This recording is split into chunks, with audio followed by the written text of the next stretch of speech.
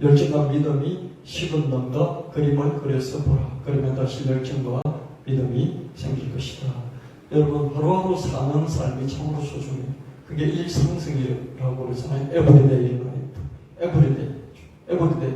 오늘 하는 일, 내일도, 내일 하는 모레도 똑같은 일의 반복. 그걸 다른 말로 그냥 다람쥐 쳇바퀴 도는 거죠. 다람쥐 쳇바퀴 도는 게 왜 중요하냐면 다람쥐 쳇바퀴를 돌아야 그날 먹고 살면서 삶을 유지할 수 있기 때문에 다람쥐 쳇바퀴 도는 삶이 중요하고 또 필요한 것이죠. 그러다 보면 어떻게 됩니까? 다람쥐 쳇바퀴 밖의 삶을 살 수가 없게 되죠. 그죠? 그래서 여러분이 가졌던 꿈이 있죠. 그 꿈에 대한 그림이 식어버렸는데 다시 그 그림을 그려봄으로써 열정을 회복할 수 있고요. 또 믿음을 회복할 수가 있습니다. 여러분, 여러분의 삶에 대한 꿈의 그림을 다시 한번 그려보시고요. 그럴 뿐만 아니라 우리 교회가 함께, 저와 여러분이 함께 가지고 있는 공동 목표, 공동의 꿈이 있잖아요. 그 공동의 꿈에 대한 그림도 계속해서 그려보시기를 예수님 이름으로 축원합니다. 우리도 이스라엘 백성처럼 우리 교회도 열정과 믿음이 식은 것 같습니다. 테마 말씀 교회관을 언제 어디에 어떻게 지어야 할지 도통 알 수가 없습니다. 예수님의 구원의 십자가 여기에 초점을 맞추기보다는 예수님의 최후의 심판과 최후의 승리에 더 초점을 맞춘 테마 말씀 교회당을 짓자 이런 공동 목표가 있지만은 우리는 돈도 없고 힘도 모자랍니다. 자꾸 서울만 흐르고 있죠. 2030년까지 하자 그랬는데 지금 벌써 2023년입니다. 그죠? 한 7년 정도 남았는데요. 우리는 예수님의 십자가 구원 너무 많이 교회가 한 2000년 동안 세상에 전파를 했어요. 그러나 이제는 예수님의 십자가 구원 여기서 이제 새로운 뭔가가 나와야 되겠는데 그게 뭐냐? 예수님 최후의 심판, 승리자로서 예수님 십자가 죽으심을 통해서 오히려 사망을 이겼다는 그 승리는 우리 인정한다.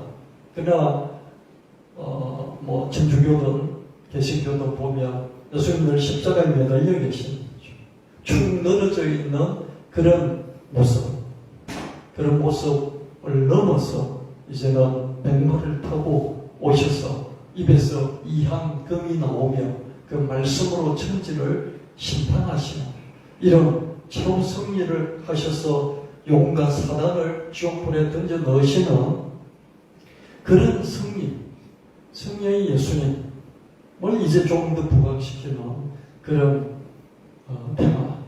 테마 말씀 예배당을 지어보자. 그런 이제 우리 공동 목표가 있습니다. 그럼 우리 힘도 없고 돈도 부족하고 또 열정도 식고 믿음도 부족하죠. 그렇죠? 그렇게 우리가 그림을 이스라엘 백성 이 땅의 그림을 그렸듯이 우리도 그림을 그려봐야 하겠다.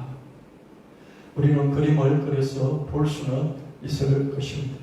요즘은 LLM에 기반한 멀티모달 AI의 발전으로 어떤 목표가 있으면 그 목표의 줄거리를 잡고 그림을 그리고 영상 만드는 것이 가능한 시대가 됐습니다. LLM은요, Large Language Model 이런 말로 써요. 큰 거대한 언어 집단 모델 이런 뜻입니다.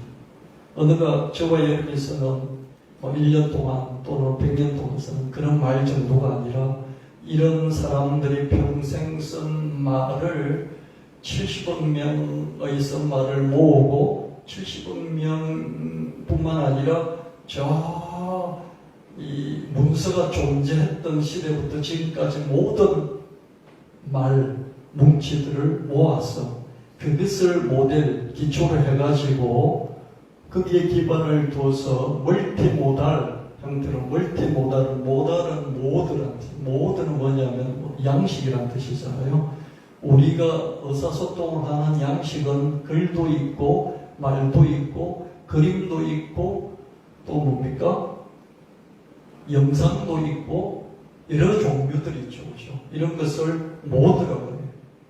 의사소통의 모드, 말도 있고 그림도 있고 그죠? 바디랭귀지도 있겠고, 또 영상도 있겠고, 뭐 음성도 있겠고, 뭐 여러 가지 종류들이 있겠죠, 그죠? 이런 것을 멀티모달이라고 합니다. 이런 멀티모달로 의사소통을 할 수 있는 이런 인공지능이 계속해서 발전하고 있습니다. 그래서 또 목표가 있으면 그 목표를 던져주면 줄거리를 잡아주고 그림을 그려주고 그리고 그걸 영상으로 만들어주는 이런 것들이 가능한 시대가 됐어요. 앞으로 더 가능해지겠죠. 이거 제가 한번 구현을 해봤어요. 예수님 이 칼이 십자가이면서 칼인 거예요. 십자가로 승리했으면서 예수님의 입에서 나오는 그 칼이 옛 때민 용을 이기는 그런 걸 구현을 해봤습니다. 이 용이 자리를 틀고 있는 용의 세계이겠죠, 그죠? 하늘에서 내려온 십자가 칼이 용을 부수는 것을 볼 수 있습니다. 이것 제가 만들어 본 거예요. 한순간에 나오지는 않았고요. 수많은 반복을 통해서 결국은 뽑아낼 수가 있었습니다. 조금 더, 그죠? 목 쪽으로 가서 박혔죠, 그죠? 십자가 금도 좀 달라졌죠, 그죠? 보세요. 십자가 금도 좀 달라지고, 그리고 용이 이렇게 또아리를 틀고 있는 용의 잼 이렇게 형상화된 걸 볼 수 있고요. 표정이, 용의 표정이 또 달라지죠, 그죠? 예. 이렇게 결국 반복해서 하니까 형상화 가능한 거예요. 그러면 이런 좀 비슷한 것으로 좀 여기 뭐 여기다가 짓고 여기 벽에다가 벽화 형태로 구현을 해달라 이런 걸 보여주면서 하라 그러면 좀 더 쉬울 수가 있겠죠, 그렇죠? 말로 하면 듣는 사람이 그림은 잘 그릴 수 있을지 몰라도 내 머릿속에 있는 아이디어를 그대로 구현하기 어렵겠죠, 그렇죠? 근데 이렇게 표현을 해주면 어떻습니까? 구현을 할 수가 있겠죠. 제가 미더전이라는 그리는 AI 인공지능으로 만들어 본 것인데요. 아마 이것이 다시 그게 이제 미더전이의 여러 이제 그림들의 포트폴리오로 또 저장이 되어 있겠죠. 누군가는 또 이걸 끌어서 또 쓰게 될 겁니다. 예수님 백마를 타고 오시잖아요. 백마를 타시잖아요. 백마를 타고 입에서 금이 나와서, 그죠? 이 악의 무리들을 처단하는 뭐 이런 것도 한번 형상화해봤고요. 몸이 무지개 빛이 나는 이 백마를 타고 예수님이 오셨어요. 다리만 보이죠, 그죠? 칼로 이 적의 진지를 무너뜨린다. 뭐 이런 형상입니다. 예수님이 이렇게 타고 오시고, 그죠? 이렇게 만들어봤어요, 그죠? 이건 보세요. 예수님이 용을 이렇게 짓밟고 계신 그런 이제 형상. 이것도 그렇죠, 그죠? 이거 하나, 그죠? 이런 표정 하나, 이런 게 좀 다르잖아요, 그죠? 이런 걸 만드는 것이 쉽지 않았어요. 제가 한 200~300번은 한 것 같아요. 계속해서 반복을. 결국 끄집어낼 수가 있었고요. 네, 머리를 완전히 짓밟았죠, 그죠? 여기 보면, 이런 것들은 교정이 돼야 됩니다. 예수님 얼굴이라 저는 교정이 돼야 됩니다. 그래서 예수님 얼굴도 제가 새롭게 만든 것들이 있는데요. 또 보여드리도록 하겠습니다. 이런 거죠. 형상이 어느 정도 좀 되고 있죠, 그죠? 네.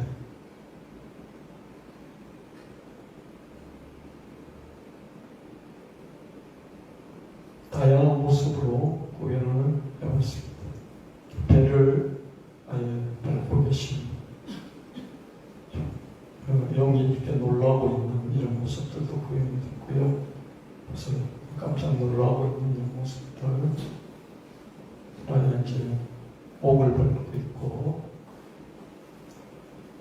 머리를 짓밟으려고 하고 있는 그런 모습이고요. 머리를 밟아버렸죠. 그죠? 이런 걸 만들어내기 참 어려웠어요. 어떻게 이렇게 용머리를 밟아라. 예수님이 용머리를 밟는다. 이런 것들이 그대로 인공지능에게 말을 한다고 이거 해달라 한다고 그렇게 만들어주겠습니까? 그죠? 근데 계속 반복하고 그리고 누가 이런 머리를 밟고 있는 어떤 그림을 끄지고 와가지고 그 그림하고 예수님하고 연결시켜서 또 다른 어떤 거 하나 만들어낸 것 가지고 또 반복해서 이렇게 만들고 이런 게 파이널 마지막 작품은 아니잖아요.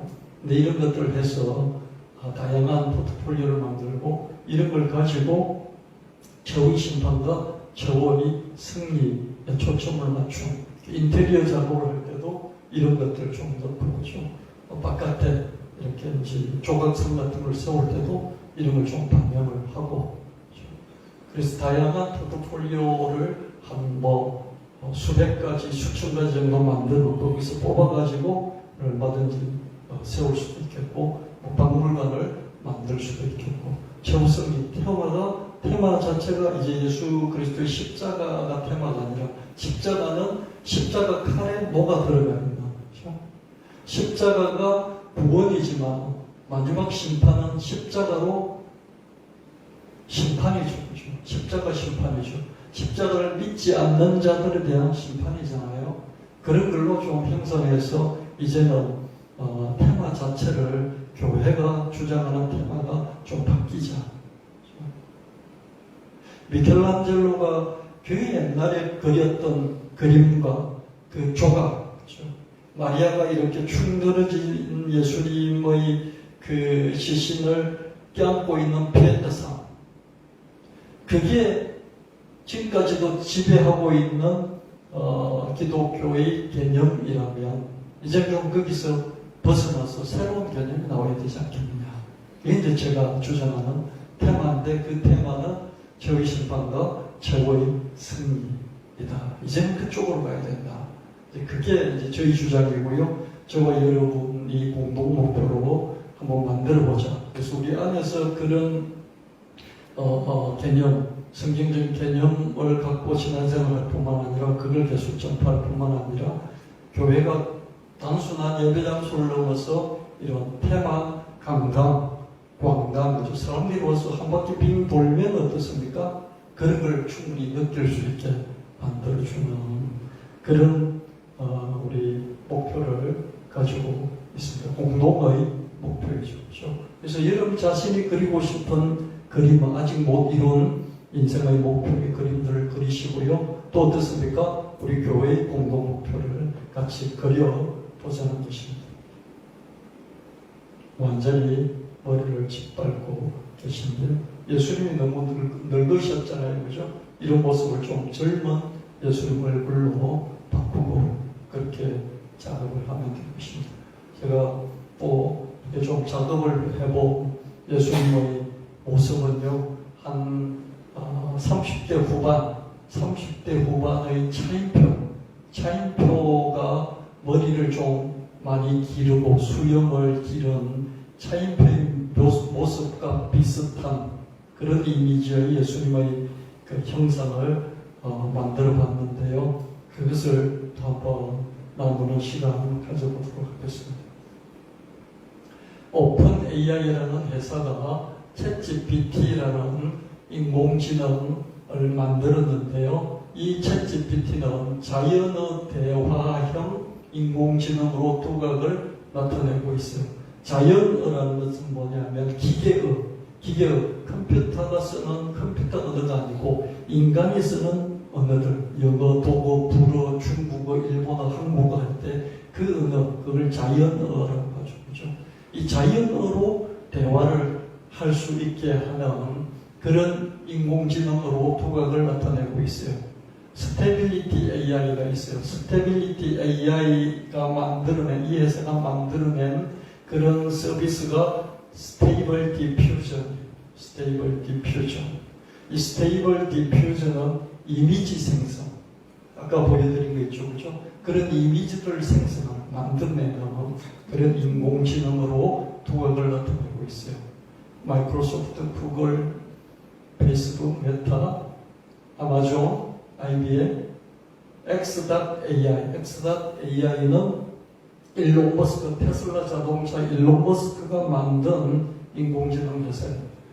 X.AI, SAP 이런 대기업들뿐만 아니라 미드저니, 제가 아까 보여드린 그런 작품들이 대부분 미드저니로 만든 거고요. 지난번에 보여드린 것은 빙 이미지라든지 다른 데서 만든 것들도 있습니다. 데비안트 아트, 원보 스튜디오, 셔터스토, 노블 AI, 그다음에 네이버 스노우에서 만든 라스코 이런 것들이요. 작은 기업들이 AI 서비스 전쟁, 지금 전쟁이 벌어지고 있거든요. 속속 뛰어들고 있다. 저작권 등을 둘러싼 규제가 계속해서 이제 확산돼 나갈 것입니다. 그럼에도 불구하고 AI 인공지능 서비스 시장은 폭발적으로 성장할 것으로 보고 있습니다. 인터넷이 상용화되었을 때, 그죠? 경제가 바뀌고 세상이 바뀌었어요. 스마트폰이 상용화되고 난 뒤에 경제가 바뀌고요. 세상이, 사회가 바뀌었어요. 여러분, 뛰어난 기술이요. 산업을 바꾸고, 그 기술 때문에 산업이 바뀌죠. 거기서 대부분 멈춰요. 근데 산업이 바뀐 것을 보면서 경제가 바뀌는 것까지 가는 그런 기술들이 있어요. 대단한 기술이죠. 자동차 기술 같은 건 어떻습니까? 자동차가 나오면서 자동차 산업이 바뀌었고요. 자동차 산업이 바뀌면서 경제 전체가 바뀌었고요. 경제 전체가 바뀌면 끝나지 않고 라이프 스타일, 인류의 사회 생활 자체가 바뀌었죠. 그죠? 기술이 어떠냐에 따라서 산업이 바뀌기도 하고 경제가 바뀌기도 하고 어떻습니까? 아예 사회가 바뀌기도 한다는 것이죠. 근데 인터넷은 사회까지 바뀌었고요. 스마트폰도 사회까지 바꿔놨어요. 그럼 지금 나오는 인공지능은 어떨 것이냐? 이런 인공지능은 산업도 바꿀 것이고 경제도 바꾸는 것은 물론이고 또 사회를 바꿀 것이다. 인터넷처럼 스마트폰처럼 또 바꿀 것이다. 이렇게 보고 있습니다. 경기가 침체되면서요. 메타버스 시장, NFT 시장이 감속기에 접어들었잖아요. 많이 침체가 됐어요. 근데 AI 서비스 활성화에 힘입어 다시 몇 년 안에 가속도를 낼 것으로 그렇게 보고 있고요. 이런 AI 서비스가 많이 나오면서 엄청난 충격을 주고 있지만은 오류도 있습니다. 챗 GPT 이걸 써보니까요. 전문가다운 답변을 초고속으로 이렇게 내놓아요. 그러면서도 어떻습니까? 엉터리 답변을 이렇게 종종 엉터리 답변을 내놓습니다. 그러면서도 자기가 전문가인 것처럼 시치미를 툭 떼는 것이죠. 애들이 보면 똑똑한 애들 있잖아요. 초등학교 1, 2학년들 중에서 똑똑한 애들, 영재 후보자들 그러면서 텔레비전에 나오는 애들 있잖아요. 무엇이든지 물어보면 답을 다 해요. 무엇이든지 막힘없이. 근데 보면은 애니까 와 그러면서 들어주는데 전문가적인 그 어른 입장에서 보면은 엉터리로 이야기하는 게 많잖아요. 그런 느낌이 들 때가 있습니다. 써보면 알아요. 그래서 잘못됐다고 지적을 하면 금세 머리를 긁으면서 그죠? 죄송합니다. 그런 표현도 합니다. 적적 박사인 것 같은데 간혹 거짓말도 하고 뻥도 쳐요. 그래서 흥미로운 것이죠. 그러니까 적적 박사처럼 뭐든지 물으면 대답을 술술술 하면 어떻습니까? 틀린 게 있더라도 부모가 또는 선생님이 듣고 막 신기해 하잖아요. 그죠? 그렇지 않습니까? 흥미로우니까, 그죠? 얘가 모르는 것도 안 한 척 해가지고 이렇게 답변을 하네? 그거 자체가 흥미롭지 않아요. 그죠? 애가 그러면 챗 GPT를 써보면 그런 게 있습니다. 사용하기 나름이죠. 그죠? 사용자가 누구냐에 따라서 쟁알량 같은, 쟁알공명 같은 비서 역할을 할 수도 있고요. 더블 하면서 별로 머리에 든 것도 없이 많은 글을 싸게 잘하는 이런 비서들 있잖아요. 그런 비서일 수도 있습니다. 어떻게 쓰느냐에 따라서 달라지는 것이죠. 이 전체 라지 랭귀지 모델, 전체 초거대 언어 집단을 모델로 하는, 그걸 기반으로 하는 그런, 그죠? 그런 인공지능 서비스 말고 어떤 특정 분야, 의학의 분야, 법학의 분야, 뭐 무슨 역사의 분야, 뭐 어떤, 그죠? 교육학의 분야별로 데이터를 따로 모아가지고 그것을 다루는 그런 하위 개념의 뭡니까? 인공지능 서비스들이 이제 계속해서 나오고 있거든요. 그런 것들을 플러그인 서비스로 접목만 시키기만 하면 이런 더블이 같은 거죠. 어떤 사람은 이걸 약장수라고 해요. 약장수. 말을 시켜보면 약장수처럼 말을 하는데 보면 건질 것은 별로 없다. 이렇게 말하는 사람도 있어요. 그런 것을 방지할 수 있는 게 가능해진다. 하위 카테고리의 특화된 영역에서 전문적인 플러그인 서비스들이 상용화가 되면 그럴듯한 거지만 이걸 할루시네이션은 정신의학 용어로요 쓰이는 환각이라는 그런 뜻인데요. 자기가 실제로 경험하지는 않았는데 경험한 것처럼 환각, 그런 환상적인 생각, 그런 환상을 자기가 본 것처럼 지어내서 말하는 이런 것을 할루시네이션이라고 합니다. 환상, 환각, 직접 경험하는 것을 자기가 환각으로 체험을 하고 그것을 어떻습니까? 실제인 것처럼 말을 하는 이런 게 그럴듯한 거짓말, 할루시네이션 이렇게 말합니다. 인공지능 물어보면 무엇이든지 챗 GPT는 답을 해줘. 그 답을 해준 걸 이렇게 보면 그럴듯해요.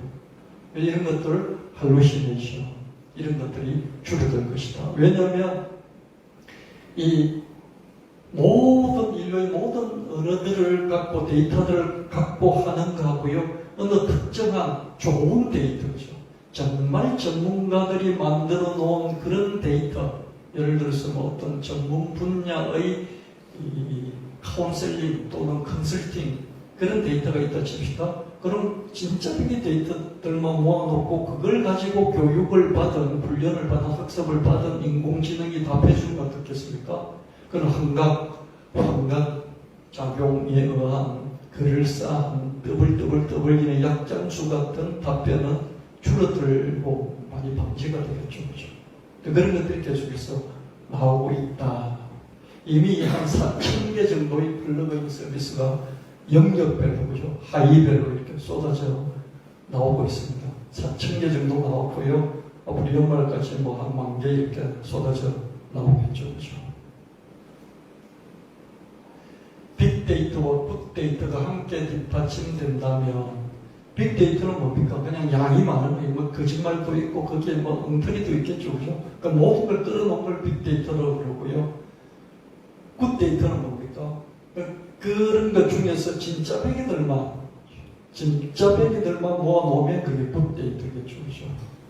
이런 것들이 뒷받침되는 글이라든지 말이라든지 음악이라든지 이미지, 그림, 디자인, 패션, 영상, 애니메이션, 게임 이런 게 콘텐츠거든요. 이런 콘텐츠 영역에서는 인공지능이 인간지능을 위협할 정도다. 이렇게 말하고 있습니다. 미술대에서 디지털 아트 부분에서 인공지능 작품이 1위를 차지하기도 했습니다.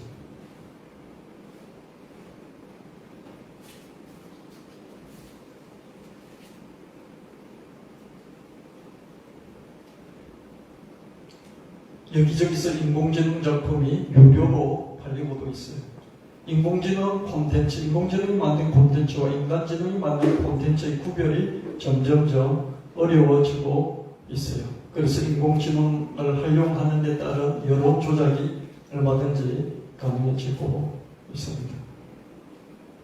여론 조작이 얼마든지 일어날 수 있어요. 내년 총선이잖아요.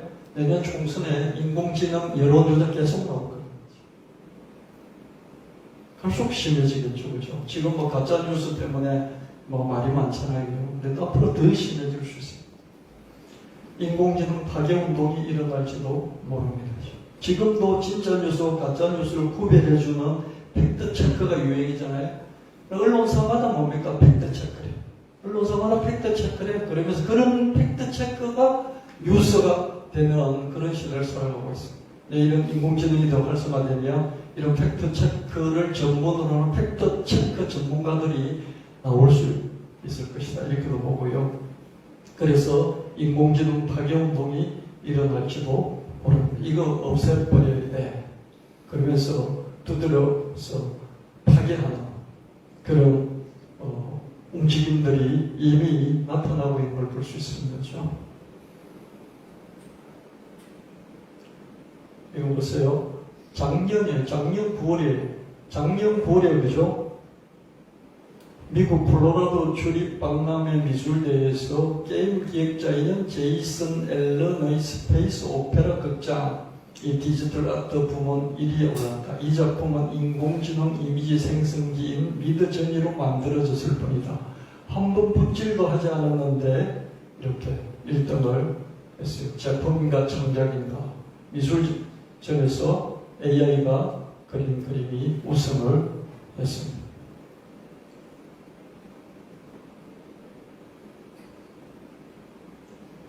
미드저니 콜로라도 박람회에서 벌써 작년 9월이니까 그죠? 오래 됐잖아요.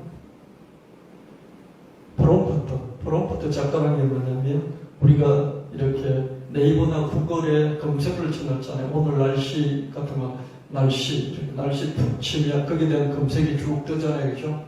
그렇게 글을 검색어를 집어넣을 수 있는 그 빈칸을 그죠? 프롬프트라고 합니다. 여러분 카톡에도 보면 여러분 카톡에 뭔가를 메시지를 보내려면 그 빈칸이 있잖아요. 맨 밑에 거기다 글을 써놨잖아요. 그런 걸 프롬프트라고 해요. 뭔가 메시지를 써놓는 글을 써놓는 그 공간을 프롬프트라 그렇게 합니다. 프롬프트를 잘 활용하는 그런 작가. 실제로 붓을 가지고 그림을 그리는 작가가 아니라 이 프롬프트를 명령을 줘서 거기서 그림을 그리는 작가. 이런 뜻으로 여러분 이해를 하면 되겠습니다. 인간이 프롬프트를 정말 수많은 시행착오를 거치면서 자기가 원하는 걸 만들어낼 때까지 계속해서 거기 입력창에다가 적어 넣는 거죠. 명령을, 메시지를 던져 넣는 거죠. 그래서 아까 거기 디지털 아트 부분에서 미술전에서 1등을 한 그 그림을 만든 게임 기획자는 원래 그림 그리는 사람이 아니었잖아요. 근데 미드저니를 붙들고 80시간을 실험했대. 80시간을 투자해서 아까 글을 쌓은 그 그림을 만들어냈어요. 그때 그 당시에 작년 9월의 미드저니의 그 인공지능의 수준은 한 레벨 1.0, 2.0 뭐 이런 3.0 이런 단계였거든요. 그 뒤 4.0 버전 나오고요. 5.0 지금 제가 쓰고 있는 5.1 버전이거든요. 5.1까지 왔어요. 연말이면 뭐 6, 7, 8 이렇게 계속해서 버전이 업그레이드가 되겠죠. 그죠? 그럼 제가 만든 수준이 보면, 제가 만들어도 보면, 그때 작년 9월에 1등한 그런 거 이상으로 저도 만들어낼 수 있겠구나. 왜? 지금 수준이 더 높아졌기 때문이죠. 보세요. 이미 이 커몽이라는 것이 그죠? 커몽은 콘텐츠들을 사고 파는 장터잖아요. 그게 AI 디자인. AI를 통해 그려드리겠습니다. 이렇게 캐릭터 그려드릴게요. 그림 그려드릴게요. 이런, 그죠? 이런 코너들이 있었어요. 이제 값어치가 보면 1만 정도 되죠. 5천원, 만원, 15,000원 그러잖아요. 보통 5만원, 10만원 그렇잖아요. 인간이 그리면. AI로 그려서, 제가 말하는 미드전이라든지 이런 것들을 가지고 그려서 만원에 팔겠다 그러면서 이런 코너가 생겼습니다. 벌써 프로그램 개발자들과 콘텐츠 창작자들의 저항이 격해지고 있습니다. 그러나 AI 서비스 발전과 확산은 가속화 될 것입니다. 하루가 다르게 새 AI 서비스가 쏟아져 나오고 있습니다. 찾아보면 끝없이 계속해서 뭐 영상을 만들어주고, 글을 넣으면 영상으로 만들어주고, 글을 넣으면 그림을 만들어주고, 그죠? 글을 넣으면 한국어를 영어로 번역해주고, 또 일본어로 번역해주고, 그죠? 그런 것들이 끝없이 나오고 있습니다. 글, 음성, 이미지, 영상 등의 굿데이터, 좋은 데이터, 그죠? 좋은 데이터, 깊이가 있는 데이터로 축적되어 있는 그런 인간 감정을 표현하는 그런 데이터들이 있다고 칩시다. 슬플 때, 기쁠 때, 화날 때, 우울할 때, 그런 감정들을 아주 세밀하게 표현해 놓은 정말 수준 높은 그런 언어 이런 또는 말, 또는 그림, 또는 그런 영상의 좋은 데이터들이 있다고 칩시다. 그걸 가지고 이렇게 교육을 받은 그런 인공지능이 있다고 그러면 그 인공지능은 뭡니까? 보통 사람, 이런 감정 표현이 서투른 사람들에 비해서 뭔가 이렇게 상담을 해줄 때 훨씬 더 질 높은 상담을 해줄 수가 있겠죠. 그렇죠? 그래서 인공지능 카운슬러도 얼마든지 나올 수 있겠다. 이렇게 저는 생각을 해봤습니다. 이 사람이 공감은 인간의 영역이다. 저도 그렇게 생각했거든. 공감도 인간의 영역이다. 인공지능은 눈치 같은 게 없어. 눈치를 살필 수가 없어. 인간 눈치라는 게 있잖아. 반전도 있고, 눈치도 있고, 공감도 있고, 창의력이 있잖아. 그리고 갑자기 이렇게 전혀 남들이 생각하지 못한 그런 걸 엉뚱한 그런 말도 할 수 있잖아. 이게 인간이야. 이런 걸 인공지능은 도무지 따라올 수가 없어. 그러면서 인공지능에 대해서 반론을 제기하는데요. 저는 말뭉치,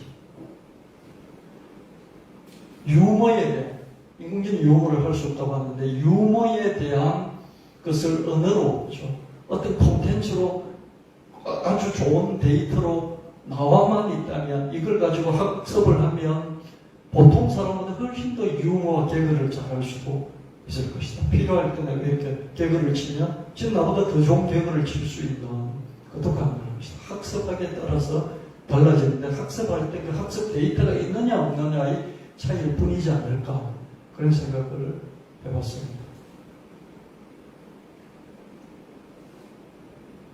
창의성 이런 부분도 할 말이 많이 있는데, 인간의 창의를 인공지능은 도무지 따라올 수 없다. 맞죠? 데이터가 없으면 못 따라오겠죠. 그죠? 근데 인간의 창의라는 것이, 그죠? 대부분은 90% 이상이 이미 있는 것의 연결과 조합입니다. 이미 있는 것의 연결과 융합이에요. 인간의 창의라는 것의 대부분은 뭐라고요? 이미 있는 것을 끌어와가지고 이렇게 엮어나가는 이거예요. 근데 생성이라고 할 때 GPT는 제너러티브거든요. G가 제너러티브거든요. 이건 생성이라는 뜻이거든요. 생성이라는 것은 뭐냐면 이미 있는 데이터들을 끌어와서 연결해서 뒤섞어 놓는다, 이런 뜻입니다. 이미 있는 거 가져오는 가져 누가 이렇게, 그죠? 오늘 날씨 어때? 그러면 날씨 어때에 관련된 데이터를 끄집어 와가지고 그걸 막 뒤섞어요. 연결하고 조합을 해서 거기서 답을 만들어내요. 그래서 생성이라고 해요. 생성은 모든 크리에이티브, 창조의 저는 90% 이상을 생각해요. 그래서 보통 사람들의 창의력보다는 이런 챗GPT 같은 인공지능의 창의력이 훨씬 높을 수 있어요. 데이터가 엉터리가 아니라면, 정말 엉터리만 다 먹여주면 걔는 생성을 해도 엉터리만 생성을 하겠죠. 그래서 무한한 가능성도 있고요. 두 가지 실패 포인트가 있어요. 첫 번째는 규제를 엄청나게 해버리면 실패할 수밖에 없어요. 또 하나는 데이터를 좀 엉터리 먹이는 거죠. 자기 애를 일찍 죽이는 방법이 뭡니까? 먹이를 안 주든지, 그죠? 나쁜 먹이를 주든지, 그럼 죽일 수 있잖아요. 그죠? 자기 애를 죽이는 방법 두 가지는요, 먹이를 안 준다. 딱 금지시켜버리는 거죠. 두 번째는 뭡니까? 나쁜 먹이. 맨날 햄버거만 준다. 햄버거도 야채 없는 빵하고 고기만 있는 햄버거를 매일 먹인다. 빨리 죽겠죠. 그죠? 그렇지 않다면은 아이는 죽지 않겠죠. 인공지능도 그렇다고 생각을 해보게 됩니다. 양질의 과학 논문들은 오픈을 잘 안 해요. 양질의 과학 논문들이 최신 논문들, 우수한 논문들, 학술 논문들 이런 것들이 오픈되기만 하고 그 오픈된 것을 인공지능이 학습을 한다면 과학자들을 따라잡을 수도 있다. 이렇게까지 생각이 낙관적인 견해죠. 그죠? 낙관적인 견해. 비관적인 견해는 뭡니까? 법적으로 규제해버립니다. 법적으로 인공지능 파괴운동을 벌리자. 또 비관적인 뭡니까? 데이터를 주지 않는 거죠. 그럼 여기서 멈춰버릴 것입니다. 앞으로 개인이든 기업이든 정부든 인공지능 서비스 친화형 가까이 하는 사람이 더 지배력을 가질 것은 뻔합니다. 이미 스탠포드 대학교, 도쿄대학교 학생들 보고 너 마음대로 써. 이거 써서 시험 봐도 돼. 이렇게까지 가버렸다고요. 앞서가는 거죠. 그죠? 계속해서 이런 대학들이 늘어나게 될 것입니다. 앞으로 학교 시험 때 오픈 스마트폰이 가능할 수도 있을 것입니다. 이제 저도 대학 다닐 때 오픈북이라는 게 저희 건물에서 그죠? 대학 마칠 때쯤 돼서 오픈북이라는 게 등장했어요. 책 펴고 노트 펴고 마음대로 시험 보러 봐도 돼. 오픈북이 등장했어요. 지금 오픈북은 그냥 일상화가 됐잖아요. 책 펴고 그냥 시험 보는 거예요. 근데 앞으로는 어떻습니까? 오픈 스마트폰. 스마트폰 켜고 챗GPT 써. 미더전이 써. 마음껏 인공지능 이 안에 것부터 써. 그리고 답을 해봐. 이런 시대가 온다는 거예요. 그럼 뭘 암기하고 이런 게 무슨 의미가 있을까요? 그죠? 길만 대충 지도만 알고 있으면 활용을 하면 되는 거죠. 세부적으로는 알 필요가 없는 거죠. 멀지 않아서 AI 교과서, 한 2025년 정도의 교과서는 없는 이 교과서는 딴 게 아니겠죠. 인공지능이 뭐고, 뭘 할 수 있고, 이걸 어떻게 프롬프트죠. 그 창에다가 뭘 집어넣으면 되고, 이런 얘기들. 그리고 이거 위험은 뭐고, 이건 절대 하지 말아야 되고, 이런 것들을 교과서에 기록을 하겠죠. 그죠? 카카오톡이 국내의 톡을 장악하면서 수많은 국내 비즈니스의 길을 열었죠. 그죠? 카카오톡이 한 게 뭐냐면은, 우리 대한민국 사람들이 톡을 그죠? 하나하나 야금야금 잡아먹었어요. 저도 톡의 대부분을 카톡을 해요. 저 톡의 한 99% 정도는 카톡을 하는 것 같거든요. 토크, 메시지 토크. 말로 하는 토크 외에 요즘 애들이 이제 이렇게 나가 있으니까 그죠? 보이스 톡이나 페이스 톡으로 해요. 그죠? 음성 톡이나 이런 이미지 톡도 카톡으로 하고요. 메시지, 문자로 하는 톡은 거의 99% 카카오톡으로 하는 것 같아요. 그래서 대한민국의 톡의 대부분을 카카오톡이 잡아먹었잖아요. 톡을 잡아먹었다는 게 뭐냐면 대화를 여러분이 하는 대화를 지가 다 손에 쥐고 있다는 거예요. 사람들의 대화를 카카오톡이 다 쥐고 있어요. 카카오톡이 대화를 쥐고 나니까 어떻습니까? 나머지 사업의 길들이 쭉 열려서 카톡이 10년 만에 대기업이 되어버렸죠. 그죠? 우리나라에서 무서운 대기업이 됐습니다. 그전에는 누가 톡을 작업했습니까? 네이버가 그죠? 검색창이나 프롬프트에서 거기 들어오는 글자 톡을 카카오톡이 다 국민의 톡을 거의 다 작업을 해주고 70% 정도 작업을 했지 않습니까? 사람들이 문자로 메시지로 그 프롬프트 창에 검색창에 집어넣는 그 대화를 장악을 했단 말이죠. 그래서 네이버가 대기업이 됐죠.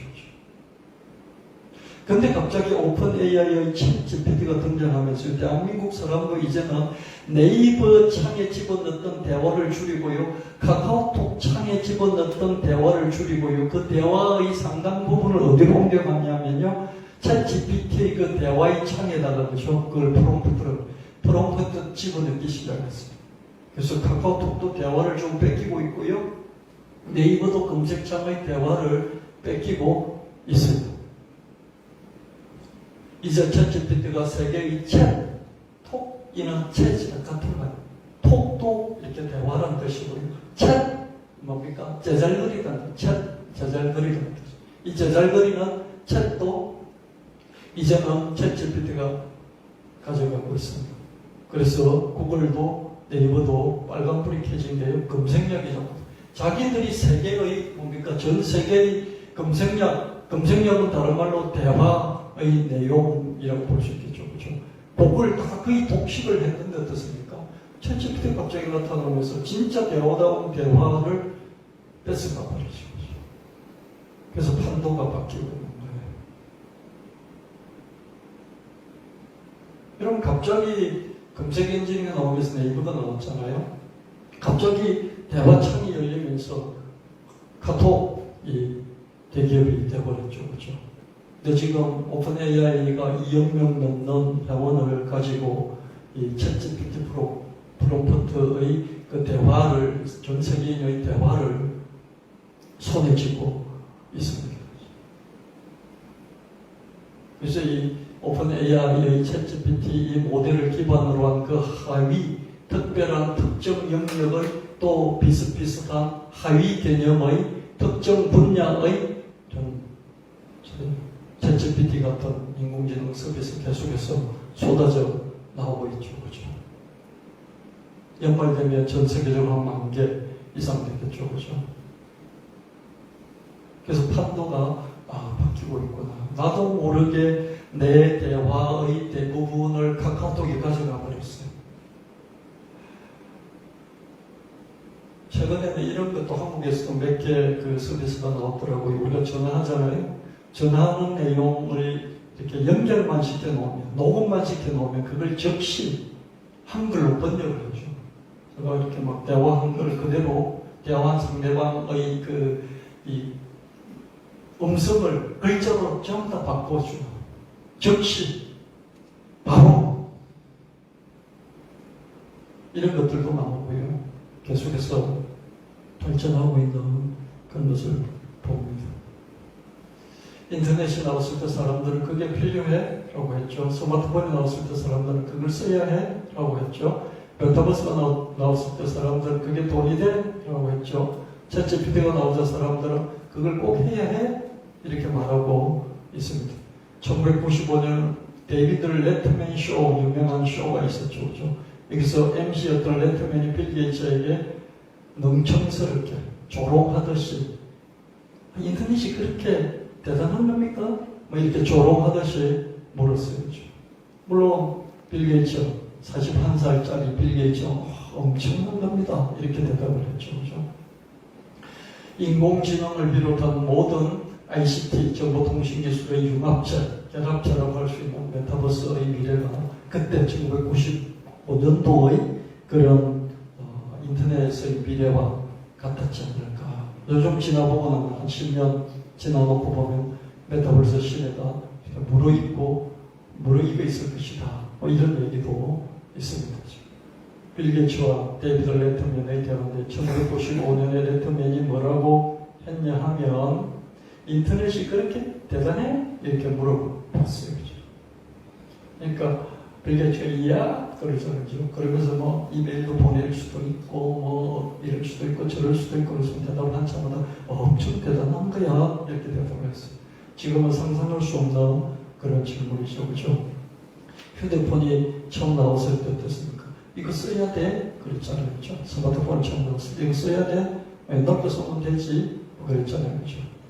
지금 이렇게 스마트폰을 또 바꿀 때가 3년 뭐 연약정 지나서 또 바꾸고 그러잖아요. 또 바꾼 분들 계시고 그럴 때 잘 바꾸셨어요. 이렇게 스마트폰 할 수만 있으면 이렇게 잘 활용을 할 수 있어야 되겠습니다. 인공지능이 인간의 일자리를 뺏는 것이 아니라 인공지능 활용자가 인공지능을 활용하지 않는 사람의 일자리를 뺏을 것이다 하는 말이 요즘 유행입니다. 요즘 카피라이트 잘 안 써요. 카피라이트 정말 유행이잖아요. 진심이 짓는다. 뭐 이런 말 있잖아요. 진심이 짓는다. 이 너무 유명한 카피라이트잖아요. 그죠? 카피잖아요. 그죠? 근데 이런 카피라이트 이제 고용을 안 한다고 그러잖아요. 그죠? 왜냐면 이게 챗GPT한테 물어보면 그보다 더 좋은 게 뽑아서 나왔거든요. 그러니까 고용할 필요가 없어지는 거죠. 이런 일들이 지금 일어나고 있습니다. 스마트폰 기술을 몰라도 잘 사용하듯이 인공지능 기술을 잘 몰라도 잘 사용할 수가 있습니다. 인공지능 서비스에 대한 찬반을 옳다 그러다 따질 이유가 없어요. 이리저리 사용해보면 됩니다. 때가 되면 제대로 사용해보겠다. 이렇게 밸런스도 안 되고요. 그냥 오늘 그냥 한번 해보는 거예요. 그냥 사용해보면 되는 것이다. 사용해봐야 더 사용해야 될지, 이건 사용하지 말래 결정할지 알게 된다는 것이죠. 전도설정사절에 한 세대는 가고 한 세대는 오대 땅은 영원히 있도다. 박정희 세대는 갔죠. 빨갱이 타령, 사다파 타령 완전히 거쳐야 돼. 노무현 세대도 갔습니다. 반독재 타령, 민주화 타령을 완전히 거쳐야 돼. 한국을 넘어 세계의 어젠다가 과제가 바뀌었죠. 기후재난 문제가, 인공지능 문제, 이런 문제에 더 집중할 수 있어야 합니다. 박정희 세대와 노무현 세대의 끝물을 빨며 여전히 자기 세력을 불리려는 50대, 60대, 70대들이 있습니다. 이들을 주저앉혀야 합니다. 강화문 쪽에 보면 어떻습니까? 이런 빨리를 외치는 사람들 거기 나가 있고요. 또 반독재, 언론 독재, 검찰 독재, 무엇이든지 독재를 저는 박정희 전두환의 독재 시절의 청년들을 보내가지고 독재가 뭔지 알아요. 근데 지금 검찰이 독재라고 그러고 언론이 독재고 노조가 독재래요. 무조건 독재래. 독재는 그런 게 아니거든요. 언론 독재라고 하는데요. 언론만큼 그래도 살아있는 곳이 없어요. 조선일보 그 보수 문제가 있죠. 그죠? 그래도 조선일보도 언론이에요. 언론만큼 그래도 상대적으로 살아있는 곳이 언론으로 저는 생각을 해요. 근데 언론 독재라고 하고요. 검찰도 독재래요. 그럼 누구든지 옆에서 자기하고 다르면 빨갱이래요. 이렇게 계속해서 싸우고 있습니다. 끝없이 싸워요. 민주당은요, 하는 일 하나도 없어요. 국민의힘이 잘못되기만 바라고 있고요. 국민의힘도 하는 게 하나도 없어요. 민주당만 잘못되기를 바라고 있어요. 상대방만 잘못되면 자기들이 하는 일이 없어도 자기들이 국회의 당선이 돼요. 일을 안 해도 되는 거예요.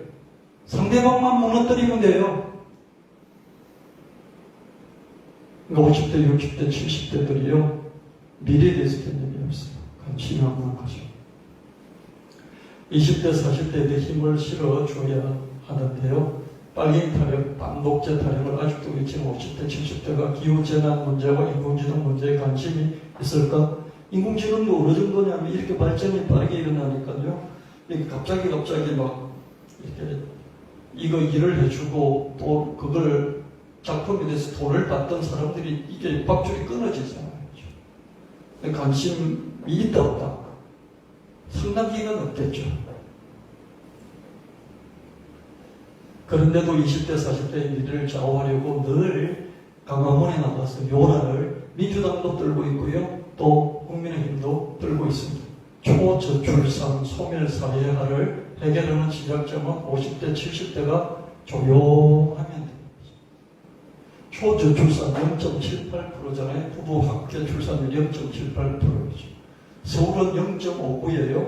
두 명이 합해서 0.5명을 낳아요. 299개 지방자치단체 중에서요, 한 200개 정도가 소멸의 과정을 겪고 있습니다. 걸어가고 있습니다. 그래서 인구 절벽이 아니라 인구 소멸이다. 조용히 자신들을 돌아보면 기후재난 문제와 인공지능 문제에 더 시간과 에너지를 쓸 수 있어야 된다. 20대, 40대의 암울한 미래를 외면하고 있어요. 그런데 어찌 대책다운 대책이 나올 수 있을까? 이제 50대, 70대도 알리백을 외쳐야 하고 챗GPT도 써봐야 한다. 알리백은 뭐냐면요, 2050년까지 무조건 재생에너지 100% 써야 됩니다. 이게 알리백이에요. 리는 재생이라는, 재생이라는 뜻이죠. 그죠? 백은 뭡니까? 100%. 2050년까지요, 이제 휘발유 못 씁니다. 경유 못 씁니다. 석탄 못 씁니다. 그 완전히 100% 못 쓰고, 태양광, 태양열, 풍력 이런 재생에너지만 100% 쓰자. 우리나라 기업 기업들도 뒤늦게 그게 막 대기업들이 이제 들어가고 있는데 정부는요 관심이 없어요. 정부 원자력이나 뭐든 그런데 또 관심이 없어요. 그래서 50대 70대가 이런 한편으로는 기후전환 때문에 그냥 못 살겠다 그러고 있지 않습니까? 그렇죠? 그게 더 많은 관심을 가질 수밖에 없고요. 박정희 타령, 빨갱이 타령 하지 말아야 되죠. 그리고 이쪽은 또 노무현 타령, 노무현 간세대 죽은 사람. 그거 붙들고 이렇게 자기 세력 불리는 거죠. 그래서 뭐만 이렇게 하면 반독재죠. 독재라고 하죠. 몰아붙이고 그거 하지 말아야 되고요. 이제는 50대, 70대가 이런 R200, 챗GPT 이런 걸 쓰면서 신동성을 느끼면서 미래를 준비하는, 미래를 20대, 40대 살아갈 수 있도록 만드는 이런 세상이 되어야 되지 않을까, 그런 생각을 제가 해보면서요, 여러분하고, 이거는 하나님의 명령은 아니지만 하나님 말씀에 선포는 아니지만 한 세대는 그 한 세대 왔는데 그게 아직도 이렇게 망령처럼 계속해서 머물러서 이 우리의 미래의 세대들의 발목을 잡고 있지 않나, 그런 면에서 한번 저와 여러분이 다시 정리를 하고 또 이렇게 번뇌를 한번 해보는, 여러분도 R200을 알고 또 외칠 수 있어야 되겠고요. 또 챗GPT 같은 인공지능도 이렇게 다음에 내가 때가 되면 하겠다 그렇게 하지 마시고 그때 그냥 한 번씩 써보시는 그런 저와 여러분이 되면 좋겠다, 이 말씀을 드렸습니다.